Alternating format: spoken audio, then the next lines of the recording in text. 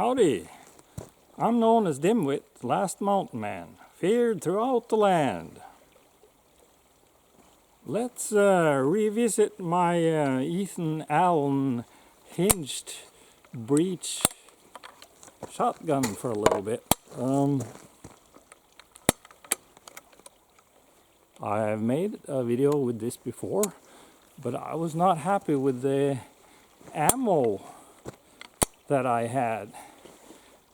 I should have put more powder in them, and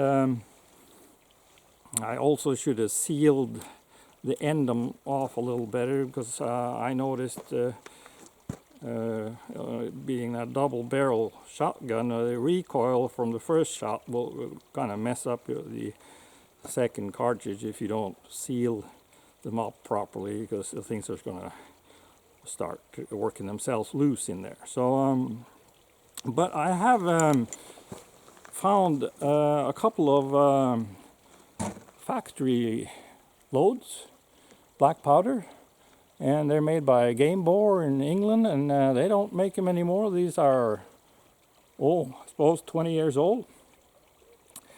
And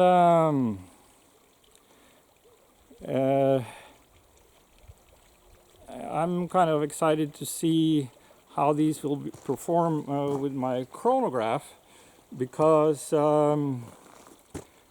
will give me an idea what to kind of aim for when I make cartridges myself. And in order to find out what was kind of in them, I had to take one apart, and I have reloaded it. And I have reloaded it pretty much the way I load muzzle loading smoothbore with shot. And I cut the end off, and I poured out the shot, and I dug out, there's about an inch of like cardboard or felt or something really dense, difficult to dig out of there. And I measured, and I had a look at the powder in there, and it's a square load in this thing. And that means it's the same amount volume-wise with black powder and shot. So so there's 1 ounce of shot in here, and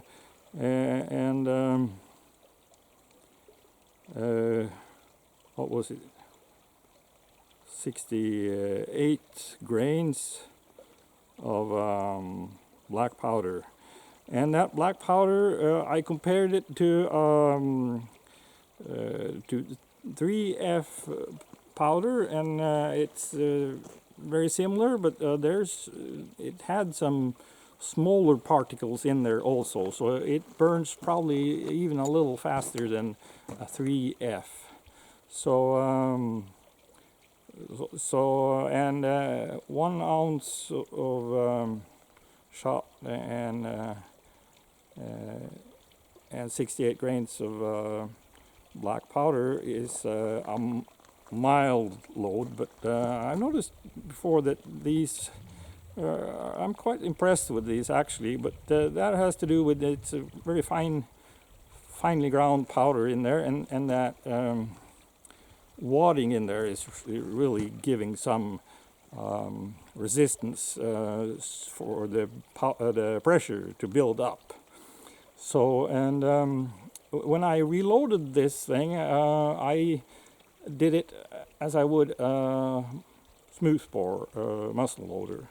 So I put the powder back in there, and I put about 4 cards in there on top of each other, and then the shot, and then another card on top.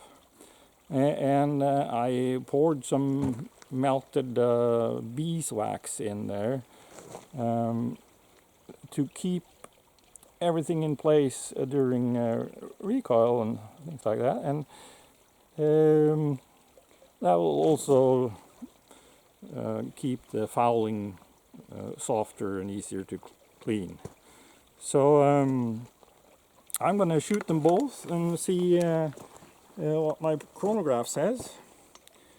And I'm going to use the same barrel. They might have different chokes. I don't know if they got any, but that's what I'm going to do anyway.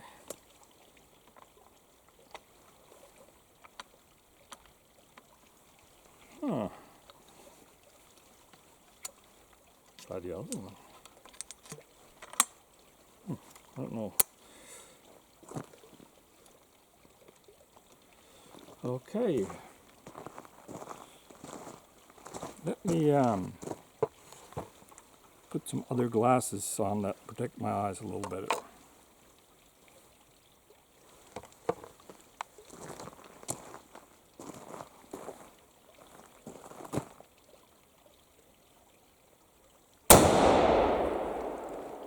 Oh, let's see.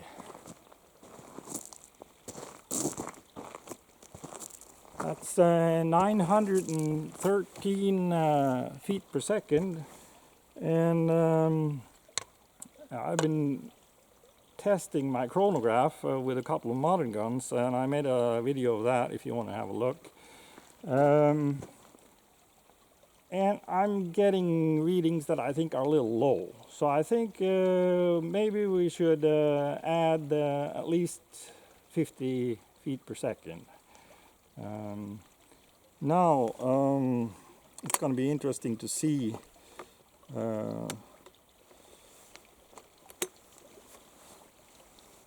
that other one that I have reloaded in way of a muzzle loader. Will I get the same velocity? I'm thinking a little lower because I'm thinking I don't have quite as much resistance from the wadding as that factory load, and so the pressure isn't going to build up quite as high before it lets go, and so it'll probably be a little lower. So 913 is what we have. We'll see.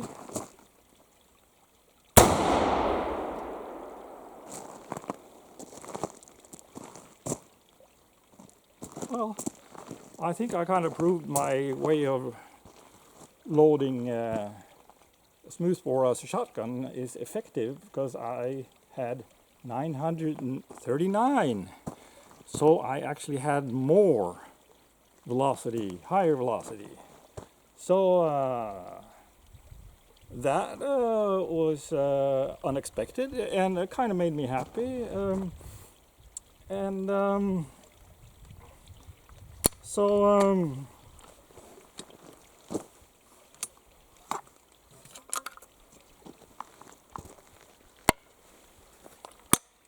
Interesting gun. If you haven't seen that other video, have a look at it. And I'll be making lots more videos in the future, so you might want to subscribe. And if you have any comments, I'll be happy to answer. And it's always nice when somebody clicks on like and appreciates what I've done. So catch you later.